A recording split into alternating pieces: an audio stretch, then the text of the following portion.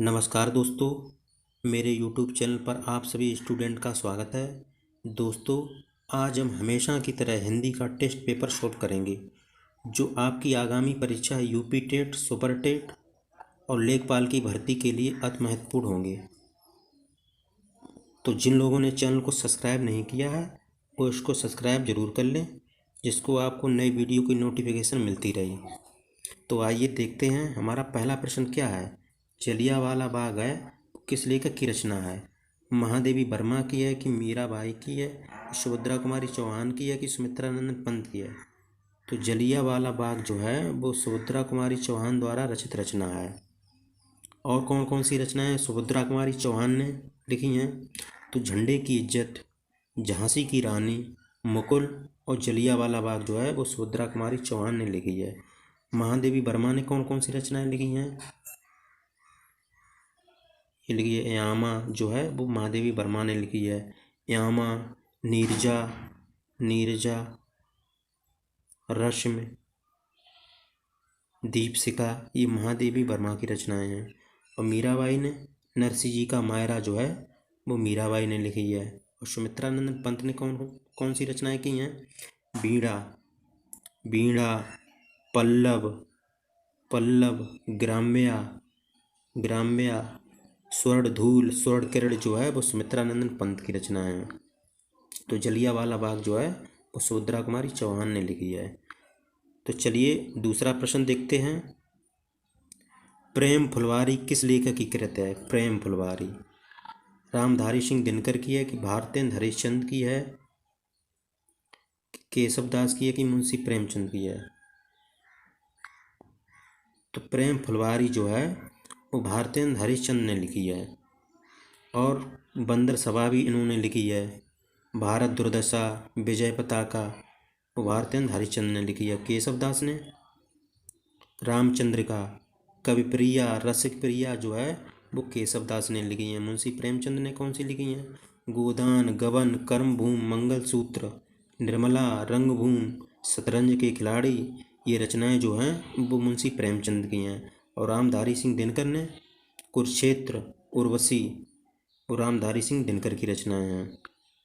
तो प्रेम फुलवारी जो है वो भारतेंद्र हरिश्चंद्र ने लिखी है।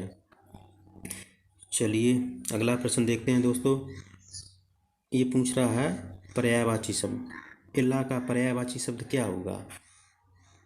दुर्गा, सरस्वती, पुत्री की बहन? तो दोस्तों ये सरस्वती जो है वो इसको कहते हैं, इला को कहते हैं सरस्वती। इला का पर्यायवाची जो है वो सरस्वती हो जाएगा। दुर्गा का क्या होगा बताइए सब लोग? दुर्गा का कामाक्षी, और क्या? अभया, बागेश्वरी, ये दुर्गा के हो जाएंगे। पुत्री नंदिनी, तनया, सुता, ये पुत्री के पर्यायवाची हैं। बहन के भगिनी, सहोदरा, तनया, तनया तो पुत्री का है, भगिनी और सहोदरा है ये बहन के हो जाएंगे। अर्जुन का पर्यायवाची शब्द है भारत है कि मई है कि सूर्य है कि सोम है? तो अर्जुन का पर्यायवाची जो है दोस्तों वो भारत हो जाएगा। मई ये धरती का होता है, मई जो है वो धरती का। सूर्य का आदित्य, रवि, भानु, भास्कर, दिनकर, ये सूर्य के पर्यायवाची होते हैं। और सोम, सोम चंद्रमा का होता है। चंद्रमा, शशांक, शश, दिनकर, ये चंद्रमा के पर्यायवाची होते हैं। तो अर्जुन का पर्यायवाची क्या है? भारत। चलिए अगला प्रश्न देखते हैं। निशाचर में कौन सा समास है? अव्ययीभाव समास है, कर्मधारय समास है कि नौ समास है कि बहुब्रीहि समास है? तो निशाचर में दोस्तों नौ समास है। नौ समास, नौ समास वो होता है जिस समास का पूर्व पद में नकारात्मक शब्द जुड़ा हो, जैसे आ, अन और ना। पूर्व पद में ये शब्द अगर मिल जाएं तो वहाँ पर नौ समास होगा, नौ समास होगा वहाँ पर। ठीक है, तो ऑप्शन नंबर सी राइट हो जाएगा हमारा। निम्नलिखित में से कौन सा तत्सम शब्द है? उद्गम है कि खेत है कि कोट है कि अजीब है? तो तत्सम शब्द इसमें दोस्तों उद्गम हो जाएगा। ऑप्शन नंबर ए हमारा बिल्कुल सही हो जाएगा। तत्सम शब्द वे शब्द होते हैं जो संस्कृत भाषा से लिए गए शब्द को हम तत्सम शब्द कहते हैं। चलिए अगला प्रश्न देखते हैं। निम्नलिखित में से कौन सा जातिवाचक संज्ञा नहीं है? नहीं है पूछ रहा है। जवान, बालक, सुंदर, मनुष्य। तो इसमें जातिवाचक संज्ञा कौन सी नहीं है? तो ये जो सुंदर है ये जातवाचक संज्ञा नहीं है, ये एक भाववाचक संज्ञा है। भाववाचक संज्ञा है ये सुंदर। ठीक है, चलिए अगला प्रश्न देखते हैं। स्तन का पर्यायवाची शब्द होगा खीर होगा कि पेय होगा कि कौंध होगा कि दूध होगा? तो स्तन का पर्यायवाची जो है वो दूध होता है। दूध, दूध जो है वो दूध का पर्यायवाची स्तन होता है। चलिए अगला प्रश्न देखते हैं। निम्न में से अथ का विलोम शब्द कौन सा है? अंत है कि इत है कि अर्थ है कि अध है? तो अथ का विलोम शब्द जो है वो इत होता है। तो ऑप्शन नंबर बी हमारा सही हो जाएगा। ठीक है, अथ का विलोम शब्द इत होता है। जिसके समान दूसरा ना हो के लिए एक शब्द क्या होगा? जिसके समान दूसरा ना हो तो अलौकिक, स्वर्गिक, अप्रतिभा, अप्रीतम। तो इसका right answer option number D हो जाएगा। प्रश्न नंबर 11 देखते हैं। ये वाला दोस्तों बताइए, ये बहुत इंपॉर्टेंट क्वेश्चन है। रिक्त स्थान की इसमें पूछ कीजिए आप लोग। वर्तमान में भी महात्मा गांधी के विचारों का महत्व कम नहीं होता है। तो इसमें संदर्भ रखा जाएगा कि क्षेत्र रखा जाएगा कि घटनाओं रखा जाएगा कि कार्यकलापों रखा जाएगा? तो वर्तमान संदर्भ में भी महात्मा गांधी के विचारों का महत्व कम नहीं होता। तो ऑप्शन नंबर ए हमारा राइट हो जाएगा। चलो मित्रों, इसको बताइए संयुक्त वाक्य इसमें कौन सा है? जो परिश्रम करता है वह आगे बढ़ता है। इसमें संयुक्त वाक्य है। मैं पढ़ता हूँ और गाता हूँ, इसमें परिश्रमी व्यक्ति सफलता प्राप्त करता है। परिश्रमी व्यक्ति सफलता प्राप्त करता है, इसमें है संयुक्त वाक्य। क्या मेरे बिना वह पढ़ नहीं सकता है? इसमें तो इसका राइट आंसर क्या हो जाएगा? जल्दी जल्दी कमेंट कीजिएगा दोस्तों। तो मैं पढ़ता हूँ और वह गाता है, यहाँ पर दो सेंटेंस है। मैं पढ़ता हूँ और वह गाता है। जहाँ पर एक वाक्य में जब दो सेंटेंस होते हैं तो उसे हम कंपाउंड सेंटेंस कहते हैं, संयुक्त वाक्य कहते हैं। तो ऑप्शन नंबर बी हमारा बिल्कुल सही हो जाएगा। चलो दोस्तों, इसको बताइए। मुहावरा है ये, इसको बहुत से लोग नहीं कर पाएंगे। बताइए जल्दी। समुद्र मंथन करना मुहावरे का अर्थ है, बताइए। घोर तप करना, दृढ़ प्रतिज्ञा करना, उद्देश्यों को प्राप्त करना कि कठोर परिश्रम करना? तो समुद्र मंथन का अर्थ होता है कठोर परिश्रम करना, जो है वो समुद्र मंथन करना होता है मुहावरे में अगर कहेंगे तो। चलिए इसको बताइए। हंसिए के ब्याह में खुरपी का गीत लोकोक्ति का अर्थ है शादी का गीत गाना, जश्न मनाना, असंगत बातें करना, निचले स्तर पर कार्य करना। तुम बताइएगा इसका। हंसिए के ब्याह में खुरपी का गीत लोकोक्ति का अर्थ है असंगत बातें करना, उल्टी सीधी बातें करना। ठीक है दोस्तों। चलो प्रश्न नंबर 15 है दोस्तों। शांत रस का स्थायी व पूछ रहा है क्या है? जुगुप्सा है कि क्रोध है कि शोक है कि निर्वेद है? बताइएगा सब लोग। तो दोस्तों, जिन लोगों ने चैनल को सब्सक्राइब नहीं किया है वो लोग इसको सब्सक्राइब कर लें और वीडियो को लाइक अवश्य कर दें, जिससे हमको थोड़ी मोटिवेशन मिलती रहे और मैं आपके लिए बढ़िया से बढ़िया क्वेश्चन लाते रहें। तो वीडियो को लाइक अवश्य कर दें। तो बताइएगा इसका। शांत रस का स्थायी भाव है वो निर्वेद होगा। ठीक है। जुगुप्सा तो भीभत्स रस का स्थायी भाव होता है। और क्रोध होता है रौद्र रस। रौद्र रस का स्थायी भाव होता है क्रोध। करुण रस का स्थायी भाव शोक होता है और शांत रस का स्थायी भाव निर्वेद होता है। तो ऑप्शन नंबर डी हमारा सही हो जाएगा। छंद का सर्वप्रथम उल्लेख किस वेद में मिलता है? किस वेद में जो है वो छंद का सर्वप्रथम उल्लेख मिलता है? ऋग्वेद में कि यजुर्वेद में कि सामवेद में कि उपनिषद में? तो छंद का सर्वप्रथम उल्लेख जो है वो ऋग्वेद में मिलता है। तो ऑप्शन नंबर हमारा ये बिल्कुल सही हो जाएगा। ठीक है, चलिए अगला प्रश्न देखते हैं। अलंकार इसमें पूछ रहा है, कबीरा सोई पीर है जे जाने पर पीर, जे पर पीर न जानिए सो काफिर बे पीर। प्रस्तुत पंक्तियों में कौन सा अलंकार है? तो बताइए इसमें दोस्तों, यमक अलंकार है कि रूपक है कि पुनरोक्त है कि श्लेष अलंकार है? तो इसमें दोस्तों ऑप्शन नंबर ए जो है बिल्कुल सही हो जाएगा। इसमें जो है यमक अलंकार है। यमक अलंकार वो होता है जहाँ पर एक शब्द एक से अधिक बार आए और उसके अर्थ जो हैं वो अलग अलग निकले, भिन्न भिन्न अर्थ निकले, उसे हम यमक अलंकार कहते हैं। तो ये पीर पीर जो है वो दो बार इसमें आ रहा है। एक पीर का मतलब होता है महान, एक का होता है महान, और एक का मतलब होता है पीड़ा, पीड़ा। ठीक है दोस्तों, तो हमारा ए जो है वो बिल्कुल सही हो जाएगा, यमक अलंकार इसमें है।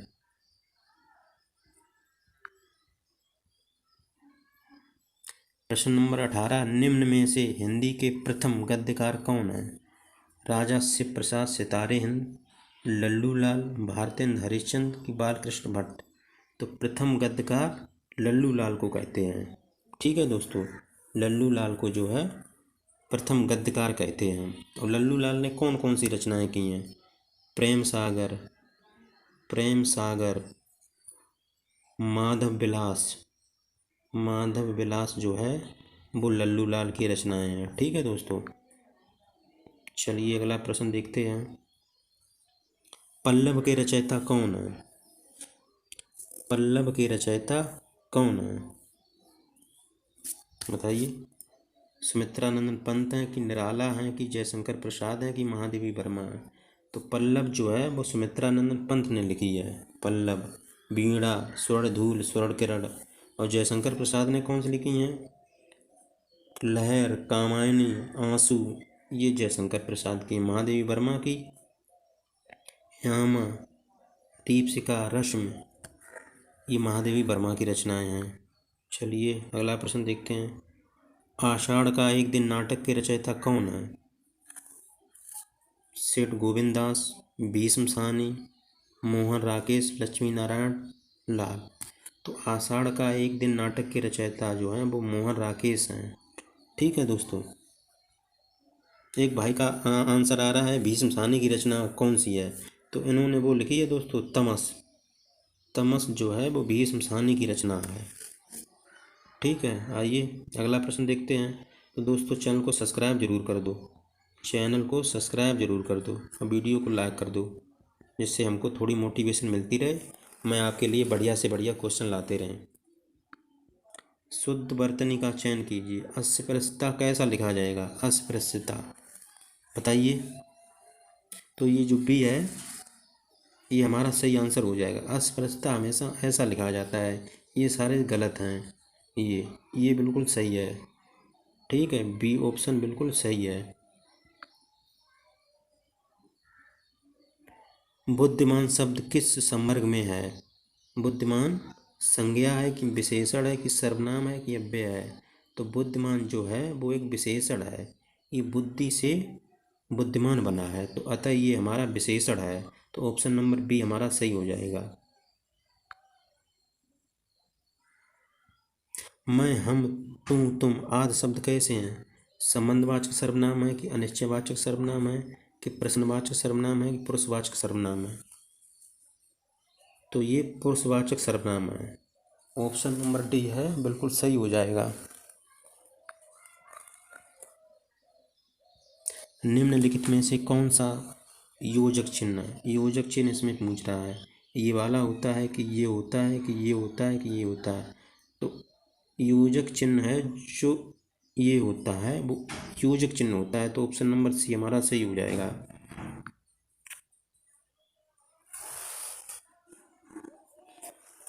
उत्तर और पश्चिम के बीच की दिशा को क्या कहते हैं? उत्तर और पश्चिम के बीच की दिशा को क्या कहते हैं? वायव्य कहते हैं कि आग्नेय कहते हैं कि ईशान कहते हैं कि नैऋत्य कहते हैं? तो इसको वायव्य कहते हैं। ठीक है। और आग्नेय किसे कहते हैं? पूर्व और दक्षिण की दिशा को, पूर्व और दक्षिण की दिशा को आग्नेय कहते हैं। और ईशान, उत्तर और पूर्व की दिशा को ईशान कहते हैं। और नैऋत्य, पश्चिम और दक्षिण की दिशा को, पश्चिम और दक्षिण की दिशा को नैऋत्य कहते हैं। तो ऑप्शन नंबर ए हमारा सही हो जाएगा, वायव्य।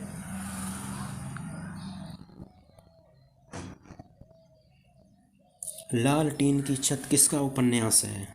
लाल टीन की छत है वो किसका उपन्यास है? कमलेश्वर का है कि धर्मवीर भारती है का है कि निर्मल वर्मा का है कि कृष्णा सोबती का है? तो लाल टीन की छत जो है वो निर्मल वर्मा का है उपन्यास। और धर्मवीर भारती ने कौन सी रचना की हैं? ठंडा लोहा और अंधा युग जो है वो धर्मवीर भारती की रचनाएं हैं। तो हमारा ऑप्शन नंबर सी बिल्कुल सही हो जाएगा। निर्मल वर्मा जो है लाल टीन की छत उपन्यास की रचना की है। वह गांव से जाता है में कौन सा कारक है? अधिकरण कारक है कि अपादान कारक है कि संप्रदान कारक है कि कर्म कारक है? वह गांव से जाता है। तो बताइए सब लोग, इसमें अपादान कारक होगा। क्यों होगा अपादान? क्योंकि जब वह गांव से जाता है तो वह गांव से अलग हो रहा है, गांव से उसका अलगाव हो रहा है। तो जहाँ अलगाव की स्थिति में जो है वो अपादान कारक होता है। तो ऑप्शन नंबर बी हमारा सही हो जाएगा। विश्वामित्र का सही संधि विच्छेद है। विश्वामित्र का सही संधि विच्छेद क्या है? विश्वधन मित्र, विश्वाधन मित्र, विश्वाधन मित्र की विश्वधन अमित्र? बताइए सब लोग क्या इसका सही आंसर है? तो ऑप्शन नंबर बी है वो बिल्कुल सही हो जाएगा। विश्वधन अमित्र जो होता है वो विश्वामित्र का संधि विच्छेद होता है। और इसमें दीर्घ स्वर संधि है, इसमें अकासवर्णी दीर्घा, जहाँ दो वर्ड इसमें आ और आ मिलकर आ हुआ है तो ये दीर्घ संधि है। विश्वाधन अमित्र। ठीक है दोस्तों।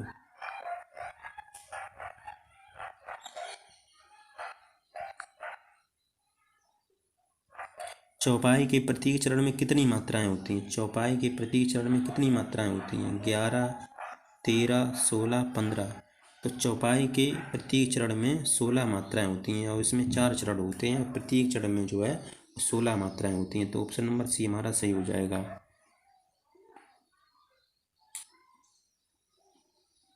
निम्नलिखित पद इक प्रत्यय लगने से बने हैं, इनमें से कौन सा पद गलत है? गलत पूछ रहा है इसमें दोस्तों। दैविक, सामाजिक, भौमिक, पक्षिक। तो देवधन इक, एक दैविक बना है, समाज धन एक सामाजिक बना है, भूमि धन एक भौमिक बना हो, और पक्ष धन एक, ये गलत है। पक्षिक जो है इसमें एक प्रत्यय नहीं है। ठीक है दोस्तों। तो जिन लोगों ने चैनल को सब्सक्राइब नहीं किया है वो लोग इसको सब्सक्राइब कर लें और वीडियो को लाइक अवश्य कर दें, जिससे हमको थोड़ी मोटिवेशन मिलती रहे। हम आपके लिए ऐसे ही प्रश्न लाते रहें। तो धन्यवाद दोस्तों। जय हिंद, जय भारत, जय महाकाल। धन्यवाद दोस्तों। कल फिर मिलते हैं नेक्स्ट वीडियो में।